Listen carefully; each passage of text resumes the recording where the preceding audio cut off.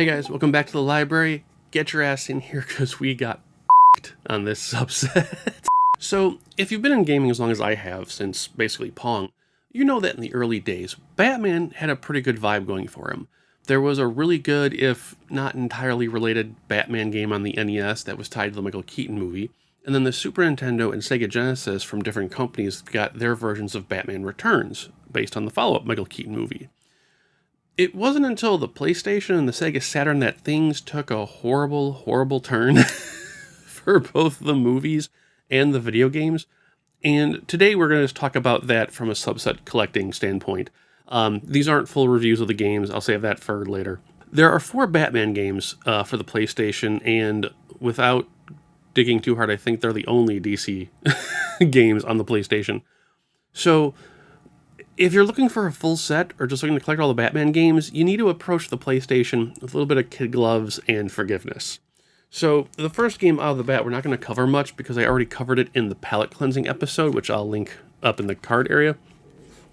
But it is an arcade game based on the third movie with Val Kilmer, and it's essentially Streets of Rage Final Fight. And while it wasn't that great from a production standpoint, as I mentioned in the previous video, it does have some fun combos you can pull off, and it does have this guilty pleasure approach to it. But yeah, just check out the other video for information on this one. It's not too bad. This video actually starts 100% with Batman Gotham City Racer. Now, I love Batman the Animated Series. It's probably one of my favorite cartoons of all time, right up there with Transformers and the original Ninja Turtles. This game takes an interesting approach. You know how in TV shows where you'll have an action scene and then roughly 70% of the time, instead of like seeing them travel to their next location or see the entire chase sequence, you'll just see a little bit and that's it. They'll cut to like the being back at the Batcave or the lair. Gotham City Racer fills in that void. So what it does is it takes clips from the cartoon show and where a villain would start to run away, where it would then cut to the next scene. Here in the game, you actually jump in the Batmobile or any of the other vehicles they feature and chase after them, and then let the next cartoon clip play, and so forth. Now, what makes the game interesting is that it actually allows you to be the bad guy in certain instances, and then it's also got a 2-player mode. What sucks is that it feels like the game was rushed because the graphics are really sparse and really pulled back as far as field of vision goes.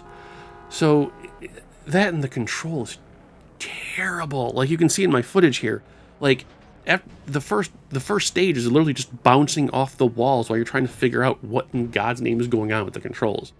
So I feel like it's going to be a 007 racing instance where you're just going to have to power through it if you want to enjoy it. So be wary on that one. The third game on the PlayStation is Batman Beyond, Return of the Joker. Now, this is actually based on the Batman Beyond cartoon, obviously. And this is, I'm going to say it's the worst of the bunch. And that's not an easy statement to say, considering all 4 together. But this game, like, when I did it for the every PlayStation game video, and then when I went back for it for something else, it's just, it comes across incomplete. Like, not only was it rushed, but like, just no one cared. And I know developers have their own crunches and budget restrictions depending on how much they had to pay for the license. But this is really bad.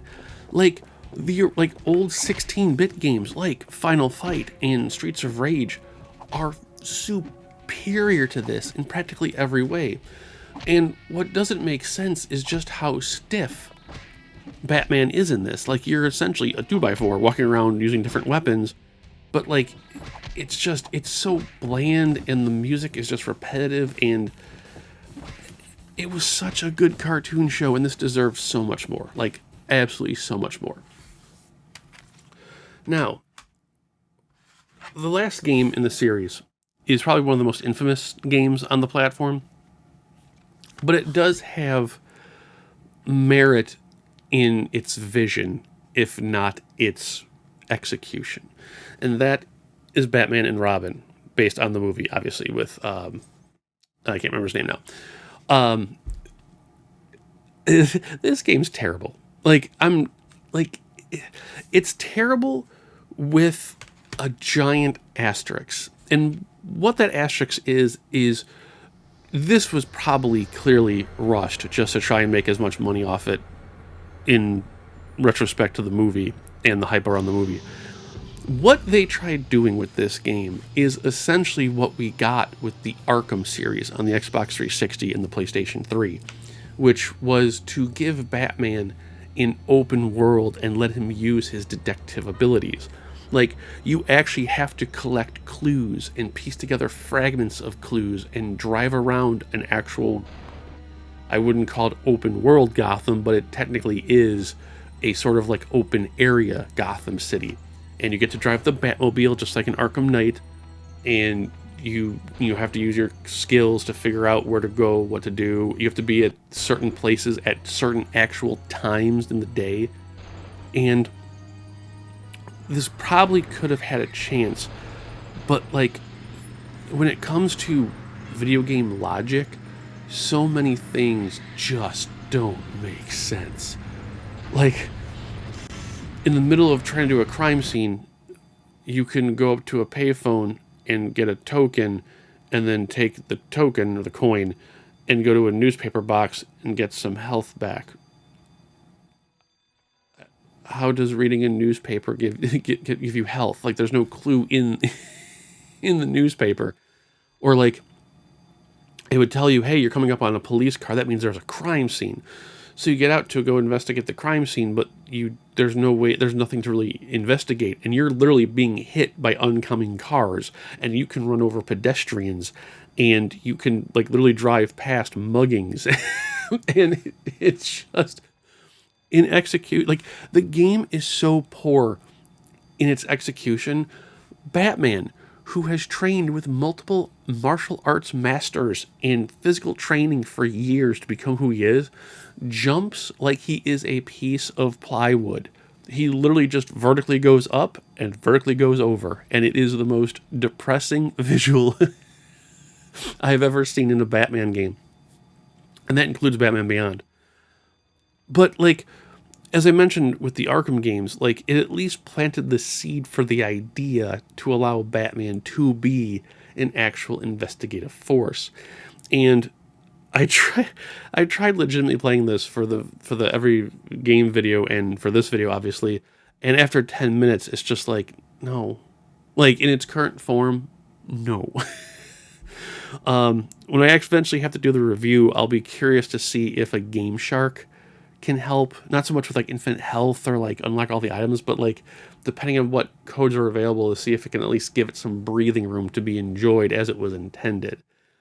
But man, it is just so bad. And going back to an old video I did about missing franchises and so forth, it really is depressing that the most popular game system at the time just couldn't get one of the most popular characters of all time right. As for purchasing and collecting,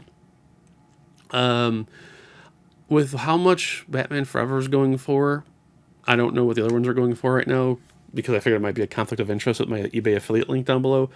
But like, I can guarantee you, whatever they're going for right now, sales-wise, it's probably better at like 50% of the value. Like I said, just stick with Batman Forever. Maybe Gotham Racer if you can stomach the controls, but unless you're going for a full set or every Batman game, you really, really don't need them. Alright guys, that does it for me. Have a great weekend. Enjoy the Batman movie. I'll see it eventually. Otherwise, any questions, concerns, comments, ideas, throw them down below in the comments section. Take care, guys. Have a great week.